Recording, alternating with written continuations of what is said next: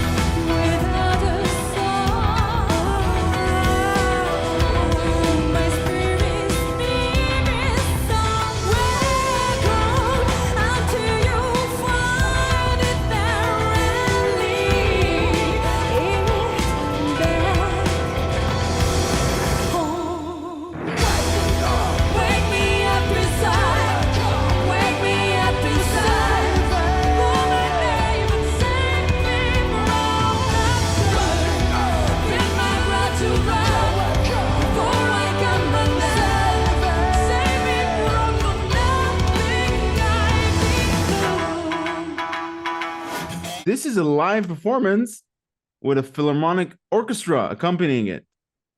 That was an important detail. Idea. Yeah, I had no idea as well.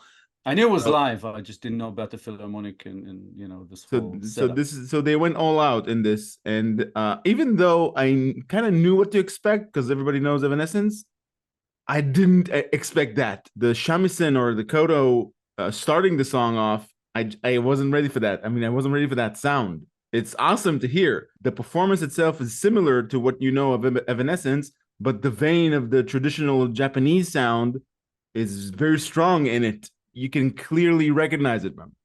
I love Yuko's voice, how it mixes with Amy Lee's voice. Very proficient vocalists, both of them. Just a pleasure to listen to. And Benny on the shamisen and Daisuke on the shakuhachi. That's where the Japanese vein, I suspect, come from. And it just enriches the song. It's sort of the same as the Evanescence performance, but it's richer. It gives you a different aspect to it.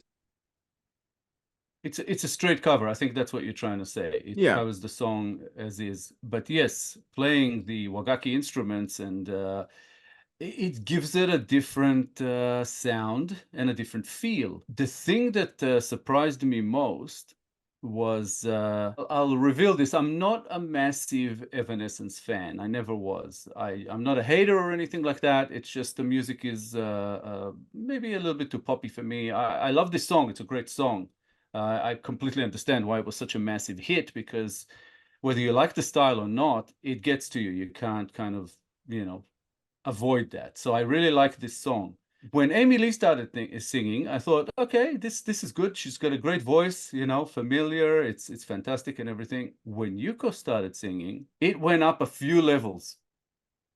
And that's saying something. Yeah, and firstly, it's the surprise of hearing her sing in English, which we've never heard before. And she sounds really good in English, like completely natural, and just gave me goosebumps. And as I always say, the goosebumps, they never lie. It just got me straight away. As soon as she opened her mouth, I'm like, oh my God, this is so good. And of course, the other instruments coming into it, and even the rap part, which is probably not as good as in the original, but still pretty damn good. I just really enjoyed it. Actually, maybe that's not the rap part. That's just the sort of spoken rock sort of singing. Yeah, the background singing.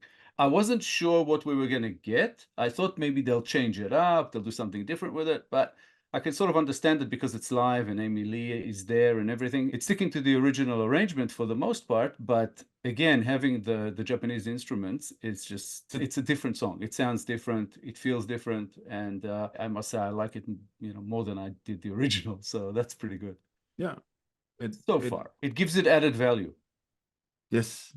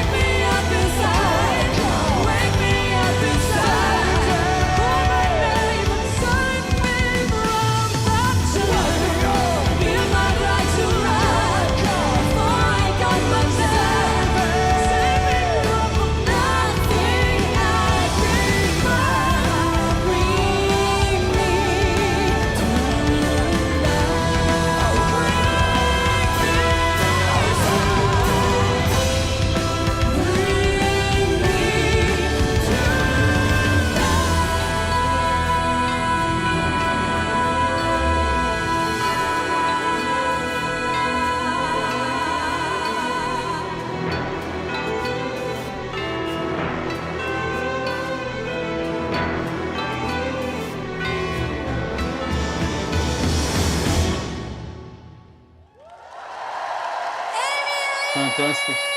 Beautiful. 今日はガキメンありがとうありがとうございます皆さん大きな声援でありがとうございます Wow.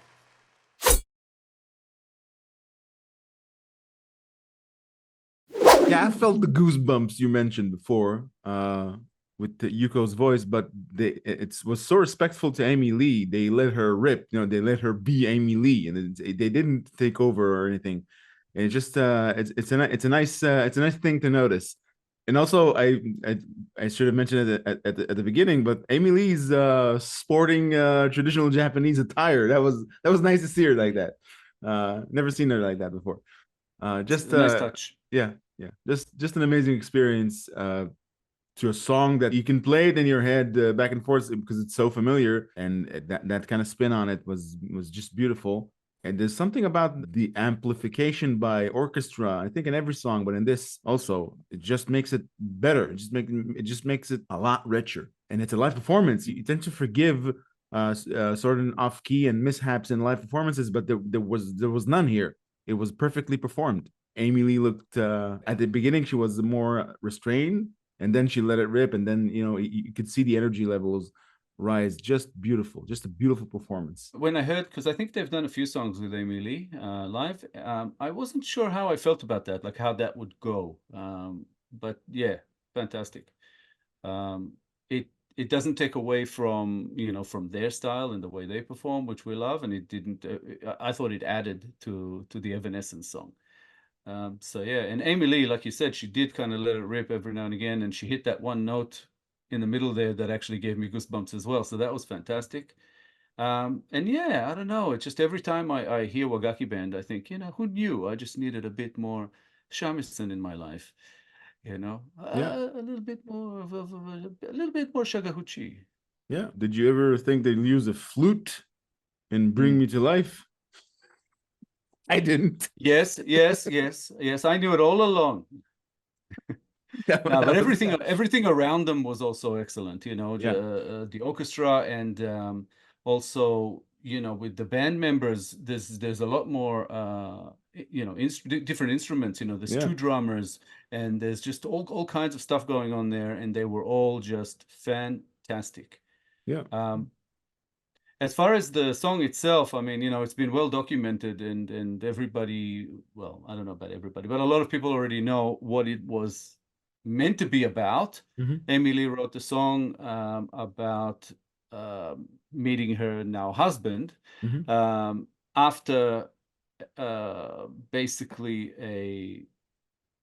I guess a kind of an abusive relationship she had before, where things didn't work out as well, and she was mistreated, and it was like you feel you're down in the dumps and you're never going to make it back, and then you meet someone who kind of opens you up to a new world, and you go from there. That's sort of pretty much the gist of it. Yeah.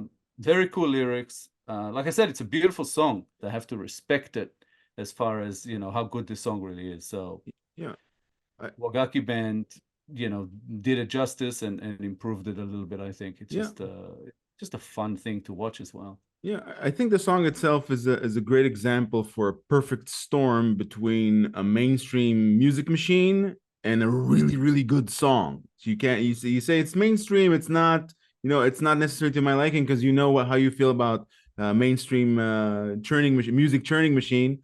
But when you stumble across a song like that, you go, oh, this is, I gotta give credit when credit is due. This song is great. I put Evanescence along with bands like Linkin Park and other bands like that I can respect a lot of their music, and I can respect the talent involved and everything like that. But I'm just not a massive fan of the bands. Yeah. But I do like some of their music. So definitely full respect on many accounts. And again, the fact that Wagaki Band are must be fans if they collaborated with Amy Lee the way they did, that just adds to the respect level from my end, I think.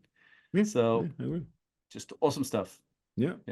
Great experience. If you enjoyed this episode, guys, please be sure to like, subscribe, comment, and click the little bell icon so you'll get notified on all our future videos. If you have a request you'd like bumped up the line, please make it through Buy Me a Coffee. All contributions are, of course, very much appreciated. Thank you all for sticking with us. Thank you all for your time. The thing that grabbed me at first was her voice. Its texture, you can feel pain and grief in it and lifelong turmoils. She's a young woman, but her voice is it's almost ancient. She's an old soul. I agree. She's telling a different story here, and it's almost like a short film as opposed to the video art style thing we saw in Johnny Cash's version. Thank you, guys. We appreciate all the support. We appreciate the views, the engagement. We will be back in a couple of days with a new episode. So we hope to see you all then. Bye for now, guys. Bye, guys.